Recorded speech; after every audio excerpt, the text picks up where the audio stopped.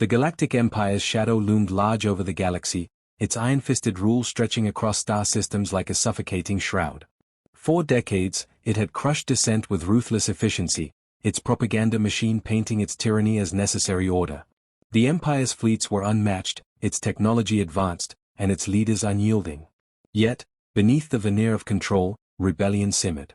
On the fringes of the Empire's dominion, whispers of resistance grew louder, fueled by the suffering of countless conquered worlds. Among these was the planet Lyrath, a once thriving world now reduced to a husk under the Empire's boot. Its people, proud and resilient, had dared to rise up, a mistake the Empire would make an example of. The broadcast began without warning, its signal cutting across every screen in the galaxy. The Empire's emblem, a stark black insignia against a blood-red backdrop, filled the airwaves. Then came the voice, cold and mechanical, announcing the execution of 80,000 Lyrathian women for their role in the rebellion. The camera panned to a vast, desolate plain where rows upon rows of gallows stood, each bearing a noose. The women, their faces etched with defiance and despair, were marched forward. The silence was deafening, broken only by the occasional sob or the clank of chains. Then, with chilling precision, the trapdoors opened, and the bodies fell. The galaxy watched in horror, the brutality of the act searing itself into the collective consciousness. For many, it was a moment of awakening. For others, a reminder of the Empire's unrelenting cruelty. Among those watching was Ambassador Kale Draven, humanity's representative to the Intergalactic Council. A seasoned diplomat with a reputation for pragmatism, Kale had spent years navigating the treacherous waters of galactic politics. He had seen the Empire's atrocities before, but this was different. The sheer scale of the massacre, the calculated cruelty of its public display, struck him to his core. His hands clenched into fists as he stared at the screen, his mind racing. Humanity had long avoided direct conflict with the Empire, prioritizing survival over confrontation. But this was a line crossed, a moral abyss that demanded a response. Kale knew what he had to do. The council chamber was a cacophony of voices when Kale entered, his presence commanding immediate attention. Representatives from a dozen species turned to him, their expressions ranging from fear to anger. The air was thick with tension, the weight of the broadcast pressing down on them all. Kale stepped onto the central dais, his gaze sweeping the room. "What we witnessed today," he began, his voice steady but laced with fury, "was not justice. It was not order. It was an act of terror, a declaration that the Empire values power above all else, above life, above dignity, above the very principles that bind us as a galactic community." He paused, letting his words sink in. "But let me be clear, this is not just an attack on Lyrath. It is an attack on all of us. If we stand by and do nothing, we are complicit in their crimes." The room erupted into murmurs, some voices rising in agreement, others in dissent. Kale pressed on, his tone unwavering. "Humanity has long sought peace, but there are times when peace is no longer an option. Today, I declare that we will no longer stand idly by. We will fight. Not for conquest, not for vengeance, but for justice. For freedom. For the future of every species that dares to dream of a galaxy free from tyranny." His words hung in the air, a challenge and a promise. The council fell silent, the weight of his declaration settling over them like a storm cloud. As Kale left the chamber, he was met by a flurry of aides and advisors, their faces a mix of awe and apprehension. "Sir," one began, "the Empire will see this as an act of war." Kale nodded, his expression grim. "Let them. They've already declared war on decency. It's time we answered." Behind him, the council began to dissolve into chaos, factions forming and alliances shifting. The galaxy stood on the brink, the echoes of Kale's words reverberating across star systems. For the first time in generations, there was hope, fragile, flickering, but undeniable. And as Kale prepared to rally humanity's forces, he knew the road ahead would be fraught with peril. But he also knew this: the Empire had made a fatal mistake. They had underestimated humanity's resolve, and they would pay for it in blood. The broadcast had ended, but its impact was only beginning. Across the galaxy, hearts stirred with newfound courage, and minds turned to the possibility of a future free from the Empire's shadow. Kale Draven had lit a spark, and now, the flames of rebellion would spread. The war was coming, and with it, the chance to reshape the galaxy. But as Kale looked out at the stars, he couldn't shake the feeling that the hardest battles were yet to come. The Empire would not fall easily, and the cost of victory would be steep. Yet, for the first time in a long time, he allowed himself to hope. The galaxy was waking up, and with it, the promise of a new dawn. The declaration of war reverberated across the galaxy like a thunderclap, shaking the foundations of the Galactic Empire's carefully constructed facade of invincibility. Ambassador Kale Draven's words had ignited a firestorm, and humanity, long seen as a minor player in the intergalactic arena, now stood at the forefront of a burgeoning rebellion. Kale knew the stakes were astronomical, the Empire's response would be swift and brutal. But he also knew that hesitation would be fatal. The time for diplomacy had passed. The time for action had come. Humanity's military command moved with unprecedented speed. Ships were retrofitted, troops mobilized, and supply lines secured. The once divided factions of humanity's colonies set aside their differences, united by a common cause. Kale worked tirelessly, forging alliances with species that had long suffered under the Empire's yoke. The Lyrathians, their grief still raw, pledged their support without hesitation. Others, more cautious, needed convincing. Kale's days were a blur of negotiations, strategy sessions, and sleepless nights. His resolve never wavered, but the weight of responsibility bore down on him like a collapsing star. Every decision, every word, carried the potential to tip the balance between victory and annihilation. The Empire, for its part, responded with characteristic arrogance. High Chancellor Vorith, the Empire's iron-willed leader, dismissed humanity's defiance as a fleeting nuisance. "Let them come," he sneered during a public address, his voice dripping with contempt. "They will learn the price of defiance." But beneath the bravado, cracks began to show. The Empire's forces, stretched thin across countless star systems, struggled to contain the growing unrest. Rebellions flared on distant worlds, their leaders emboldened by humanity's stand. Vorith's advisors urged caution, but the High Chancellor's pride would not allow it. He ordered a swift and overwhelming strike against humanity's core worlds, determined to crush the rebellion before it could gain momentum. The first major confrontation came at the Battle of Cygnus Prime, a strategically vital system on the edge of human-controlled space. The Empire's fleet, a formidable armada of sleek, black-hulled warships, descended upon the system with terrifying speed. Humanity's forces, though outnumbered, were prepared. Admiral Jorah Voss, a seasoned commander with a reputation for cunning, led the defense. Her strategy was unorthodox, relying on hit-and-run tactics and exploiting the Empire's overconfidence. The battle was fierce, the void of space lit by the flashes of laser fire and the explosions of dying ships. 4 hours, the outcome hung in the balance. Then, against all odds, humanity emerged victorious. The Empire's fleet, battered and humiliated, retreated. The galaxy took notice. The victory at Cygnus Prime was a turning point, but Kale knew it was only the beginning. The Empire would not take the defeat lightly. Vorith, furious and humiliated, vowed retribution. "They have struck a blow," he declared in a chilling broadcast, "but they have only awakened a beast. The galaxy will burn before we yield." Kale watched the address from his quarters, his expression grim. The High Chancellor's words were not empty threats. The Empire's resources were vast, its resolve unshakable. Humanity's allies, though growing in number, were still fragile. The road ahead would be long and bloody. Kale's thoughts turned to Admiral Voss, who had become an unlikely symbol of humanity's resilience. Her victory at Cygnus Prime had galvanized the rebellion, but it had also made her a target. Kale arranged a private meeting, the two of them sitting in the dim light of a command center as the stars glimmered outside the viewport.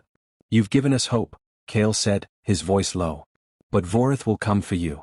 He'll come for all of us." Voss nodded, her sharp eyes reflecting the weight of their shared burden. "Let him come," she replied. "We'll be ready." Her confidence was reassuring, but Kale couldn't shake the feeling of impending doom. The Empire's next move would be decisive. As the days turned into weeks, the rebellion gained momentum. Worlds long oppressed by the Empire rose up, their people inspired by humanity's defiance. Kale worked tirelessly to unite these disparate factions, his diplomatic skills pushed to their limits. The challenges were immense: cultural differences, old rivalries, and the ever-present fear of betrayal. But Kale's vision of a free galaxy resonated deeply, and slowly, the pieces began to fall into place. The rebellion was no longer a scattered collection of uprisings, it was a cohesive force, united by a common purpose. Yet, even as hope grew, so did the cost. The Empire's reprisals were swift and merciless. Entire worlds were laid to waste, their populations slaughtered as a warning to others. Kale felt each loss acutely, the weight of every life lost pressing down on him. He knew the Empire's strategy: to break the rebellion's spirit through fear and brutality. But Kale also knew that humanity and its allies could not afford to falter. The stakes were too high, the alternative too horrifying to contemplate. The section ended with Kale standing on the observation deck of a rebel flagship, staring out at the stars. The galaxy was vast and unforgiving, but it was also filled with possibility. The rebellion had struck its first blow, but the war was far from over. The Empire would not yield easily, and the battles to come would test the limits of their resolve. Yet, as Kale gazed into the infinite expanse, he felt a flicker of hope. The spark he had ignited was growing, and with it, the promise of a brighter future. The road ahead was uncertain, but one thing was clear: the galaxy would never be the same. The final battle loomed like a storm on the horizon, its inevitability casting a shadow over the galaxy. The rebellion, now a formidable coalition of species united under humanity's leadership, had pushed the Galactic Empire to its breaking point. High Chancellor Vorith, his once unshakable confidence eroded by a string of defeats, grew increasingly desperate. His orders became more erratic, his tactics more brutal. The Empire's forces, though still vast, were stretched thin, their morale crumbling under the weight of relentless rebellion. Yet, Kale Draven knew better than to underestimate their enemy. The Empire's final stand would be its most dangerous. The rebellion's strategy was audacious, a gamble that would either end the war or spell their doom. Admiral Jorah Voss, her reputation as a master tactician solidified by her victories, proposed a daring plan, a direct assault on the Empire's capital, Vorlath Prime. The planet was a fortress, its defenses impenetrable, its skies patrolled by the Empire's most elite fleets. But Voss believed the Empire's overconfidence would be its undoing. "They'll never expect us to strike at the heart of their power," she argued during a tense war council. "If we can take Vorlath Prime, we can decapitate the Empire in one blow." Kale, though wary of the risks, knew they had no other choice. The rebellion's momentum was fragile. Without a decisive victory, it could collapse under the weight of the Empire's relentless counterattacks.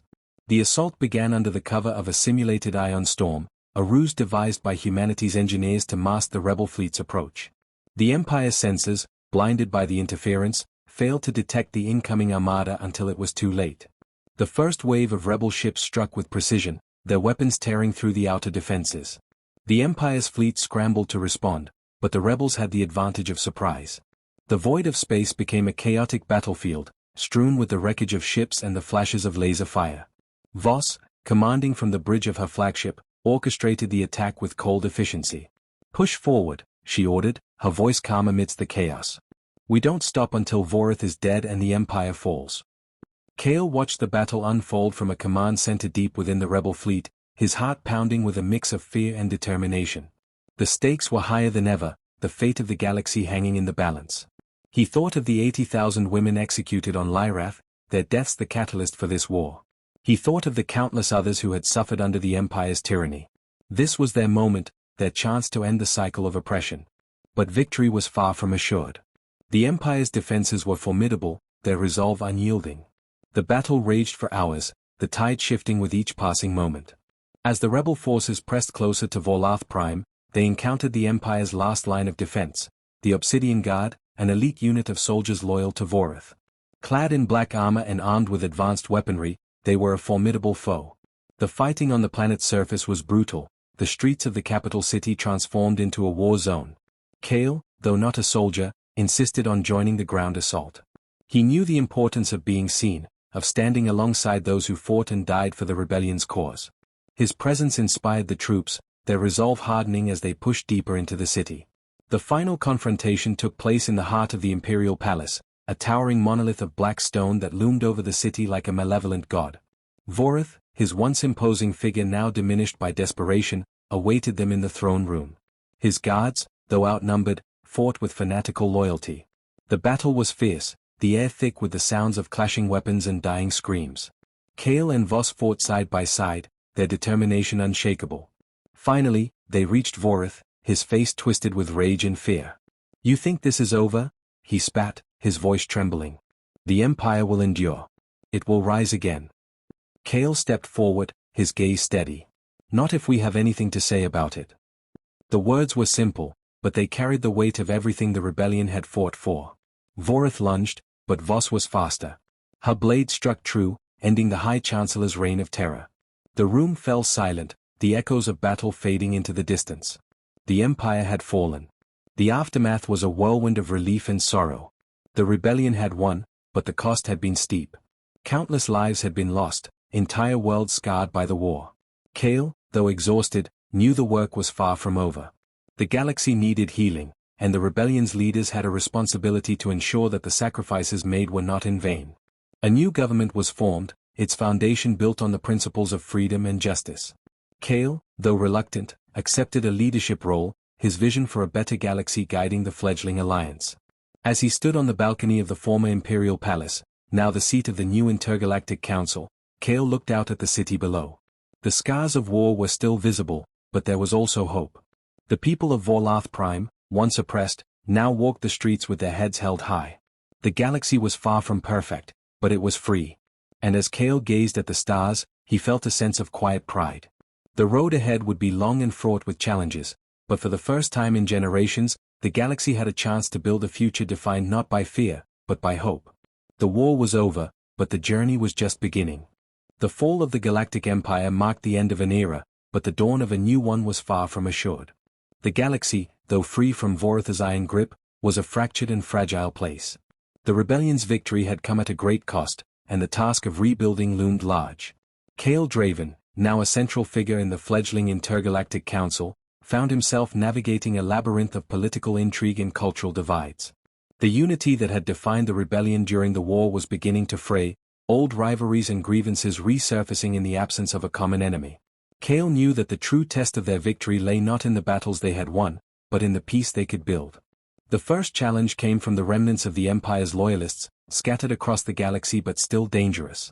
Though Vorith was dead, his ideology lived on in the hearts of those who refused to accept defeat. These factions, though disorganized, posed a significant threat to the fragile new order.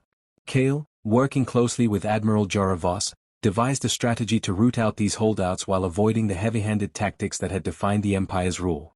"We can't become what we fought against," Kale reminded the Council during a heated debate. "Justice must be tempered with mercy, or we risk repeating the mistakes of the past." Voss, now the head of the coalition's military forces, led the campaign with her characteristic precision. Her forces moved swiftly, dismantling loyalist cells and offering amnesty to those willing to lay down their arms. But the work was slow and fraught with danger. Loyalist attacks on supply lines and civilian targets kept the galaxy on edge, their actions a grim reminder that the war's scars ran deep. Voss, though relentless in her pursuit of stability, felt the weight of every decision. "Every life we take," she confided to Kale one evening, "feels like a step backward. How do we break the cycle?" Kale had no easy answers. The Council's efforts to foster unity were met with mixed success. Some species, long oppressed by the Empire, embraced the new order with open arms. Others, wary of humanity's growing influence, resisted. Kale spent countless hours in negotiations, his diplomatic skills pushed to their limits. He knew that trust, once broken, was difficult to rebuild. But he also knew that the alternative, a galaxy divided, was untenable. "We have to lead by example," he told the Council. "If we show that we're willing to listen, to compromise, then maybe others will follow." One of the most contentious issues was the fate of the Empire's former territories. Some argued for complete dissolution, while others advocated for a centralized government to prevent future conflicts. Kale, ever the pragmatist, proposed a middle path, a federation of independent systems, united by common principles but free to govern themselves. The proposal was met with skepticism, but Kale's unwavering commitment to fairness and transparency gradually won over even the most reluctant members. The drafting of the Galactic Charter became a symbol of hope, a tangible step toward a brighter future. Yet, even as progress was made, new threats emerged. The power vacuum left by the Empire's collapse had created opportunities for opportunistic warlords and criminal syndicates. Kale, though focused on diplomacy, knew that the Council would need to address these threats with force if necessary. He turned to Voss, her expertise in military strategy invaluable in navigating this new landscape. "We can't let chaos fill the void," he told her. "But we also can't lose sight of what we're fighting for." Voss nodded, her expression grim but determined. "We'll do what we have to," she replied. "But we'll do it the right way." The turning point came during a crisis on the planet Zephyria, a former Imperial stronghold now teetering on the brink of civil war. A warlord named Draka had seized control, his forces terrorizing the population and threatening to destabilize the entire region. The council was divided on how to respond, some advocating for immediate intervention, others cautioning against overreach. Kale, after days of deliberation, made the difficult decision to authorize a military operation. "We can't stand by while innocent people suffer," he declared. "But this isn't just about stopping Draka. It's about showing the galaxy that we're committed to protecting those who can't protect themselves." The operation, led by Voss, was a resounding success. Draka's forces were dismantled, and the people of Zephyria liberated. But the true victory lay in the aftermath. Kale personally oversaw the planet's transition to self-governance, ensuring that the new leadership was chosen by the people, not imposed by the council. The gesture resonated across the galaxy, a powerful symbol of the new order's commitment to justice and autonomy. As the months turned into years, the galaxy began to heal. The council's efforts to foster unity and cooperation bore fruit, the seeds of trust slowly taking root. Kale, though weary, found solace in the progress they had made. But he also knew that their work was far from over. The scars of the past would take generations to fade, and the challenges of the future were unpredictable. Yet, as he stood on the observation deck of the council's flagship, gazing out at the stars, he felt a sense of quiet hope. The galaxy was far from perfect, but it was free. And in that freedom lay the promise of a brighter tomorrow. The section ended with Kale receiving a message from Voss, her tone as direct as ever. "We've got a situation on the outer rim. Nothing we can't handle, but it's going to take some finesse."